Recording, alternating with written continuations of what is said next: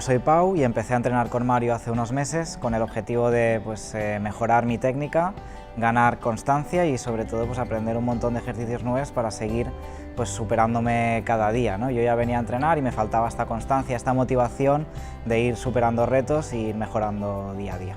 Hola, yo soy Mario y nada, pues con Pau lo que estamos haciendo es un trabajo de aumento de masa muscular, que actualmente estamos trabajando hipertrofia, pero está conociendo diferentes sistemas de entrenamiento, además de varios ejercicios, y por otro lado lo que hacemos es mejorar su sistema cardiorrespiratorio, haciendo ejercicios de alta intensidad, unos HIIT de diferente manera y conociendo muchos tipos de materiales como Kelvest, TRX, etc.